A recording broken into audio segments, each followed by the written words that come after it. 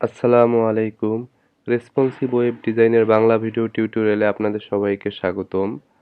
আজকে আমরা HTML এর ইমেজ ট্যাগটা নিয়ে আলোচনা করব এবং কিভাবে লোকাল ইমেজ ব্যবহার করতে হয় এবং রিমোট ইমেজ ব্যবহার করতে হয় এই দুইটা বিষয় বোঝার চেষ্টা করব। তো ইমেজ ট্যাগটা কি? তো আমাদের এমন দরকার হতে পারে যে আমাদের যে ওয়েব পেজটা আছে, এই যে লেফট সাইডে আমি ওপেন করে রেখেছি, এখানে আমরা আমাদের ওয়েব পেজে বিভিন্ন রকম ইমেজ ডিসপ্লে করতে পারি। সেটা যে কোনো ইমেজ হতে পারে আমাদের প্রয়োজন অনুযায়ী। তো আমরা এখন যদি এখানে একটা ইমেজ ব্যবহার করতে চাই এবং সেই ইমেজটা যদি আমাদের ওয়েবসাইটেরই হয়, মানে আমাদের ওয়েবসাইটের মধ্যেই থাকে, তাহলে তার একটা ধরন আছে। এবং যদি এক্সটার্নাল একটা ইমেজ হয়, মানে আমাদের ওয়েবসাইটের ইমেজ না, অন্য কোনো জায়গার একটা ইমেজ, তারও একটা ধরন আছে। তার ধরন বলতে জাস্ট সিস্টেমটা চেঞ্জ, কিন্তু জিনিসটা একই। তো আমি দেখাই প্রথমে আমাদের, আপনারা যদি আইএমজি লিখে ইন্টার দেন ভিএস কোডে, তাহলে আমরা ইমেজ ট্যাগটার যে জিনিসগুলো দরকার সব সব ভিএস কোড আমাদেরকে অটোমেটিক দিয়ে দেবে।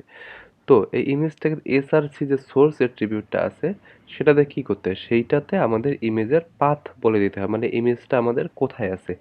যেহেতু ইমেজটা আমি এখানে ডাউনলোড করে রেখেছি img.jpeg, তো আমার এই যে ফোল্ডারের মধ্যে টেকাসিপ যে ফোল্ডারটা আছে, যেখানে আমার কি আছে, index.html ফাইল আছে, অর্থাৎ যেটাতে আমি কোড করতেছি, এই যে index.html, সেই ফোল্ডারে যেহেতু ইমেজটা আমি রেখেছি, তো আপনারা এর আগে লিঙ্ক শেখার সময় দেখেছিলেন, ওই সেম ফোল্ডারের জিনিস যদি আপনি অ্যাক্সেস করতে চান, তাহলে আপনাকে একটা স্ল্যাশ দিতে হয়। দেখুন আমি স্ল্যাশ দেওয়ার সাথে ইমেজও দেখাচ্ছে, যে এখন আমি যদি স্ল্যাশের পর image.jpg দেই, তাহলে অটোমেটিক এই ইমেজটা কিন্তু এই ইমেজ ট্যাগের মধ্যে ঢুকে গেছে।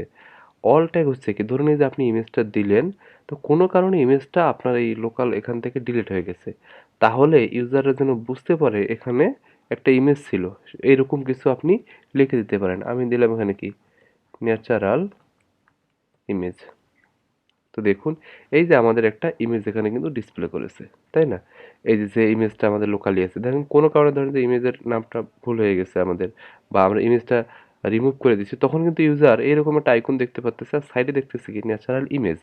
এই জিনিসটা ইউজার দেখে বুঝতেছে, ও আচ্ছা, এখানে একটা ন্যাচারাল ইমেজ ছিল। তো কোনো কারণে যদি আমাদের ইমেজটা মিস্টেক হয়, তাহলে ইউজার ইজিলি জিনিসটা কিন্তু বুঝতে পাইতেছে। এটাই হচ্ছে অল্ট এলটি যে অ্যাট্রিবিউটটা আছে, তার ব্যবহার। তার মানে অল্টারনেটিভ, যদি ইমেজটা কোনো কারণে সমস্যা হয়, তাহলে সে কি ডিসপ্লে করবে। এটা হচ্ছে আমাদের লোকাল ইমেজ, লোকাল ইমেজ। ওকে, এখন যদি আমরা দেখি রিমোট ইমেজ, মানে বাইরে থেকে কিভাবে ইমেজ নিয়ে আসবো।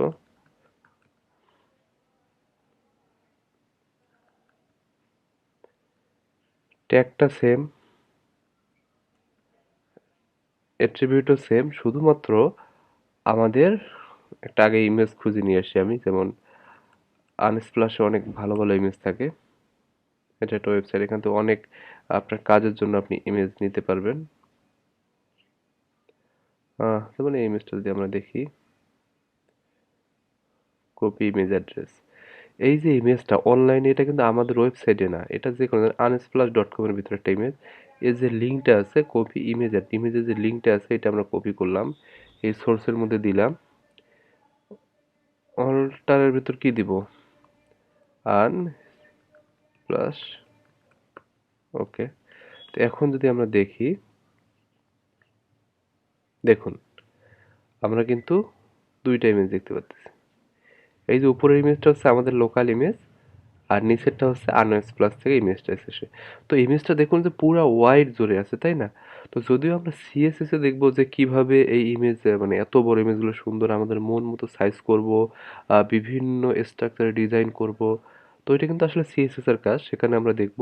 তবুও আমি কি করতেছি, যে আমরা এইচটিএমএল এর মাধ্যমেও এই সাইজটা একটু নিয়ন্ত্রণ করতে পারি। তো এটা আসলে কিন্তু রিকমেন্ডেড না, জাস্ট এটা হচ্ছে আমরা একটু দেখতেছি। যেমন আমরা ওয়াইডটা যদি দিলাম যে 200, এই ইমেজটারও ওয়াইড আমি কমাই দিলাম, ধরেন যে ওয়াইড 200।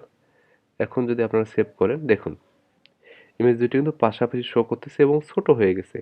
আর হাইটটা মানে এই হাইটটা সে অটোমেটিক নিয়ে গেছে, ওয়াইডের ভিত্তিতে হাইটটা একটা অটোমেটিক নিয়েছে। তো এটা আসলে HTML এর কাজ না কোনোভাবেই, আমরা এটা CSS দিয়ে এগুলো দেখবো পরে। তো আশা করি আপনারা লোকাল ইমেজ এবং এক্সটার্নাল অথবা রিমোট ইমেজ কিভাবে ব্যবহার করতে হয় ইমেজ ট্যাগের মাধ্যমে HTML এ বুঝতে পেরেছেন। কোনো কনফিউশন থাকলে অবশ্যই আমাকে জানাবেন। আর আমার চ্যানেলটি সাবস্ক্রাইব করতে ভুলবেন না। ধন্যবাদ সবাইকে। আল্লাহ হাফেজ।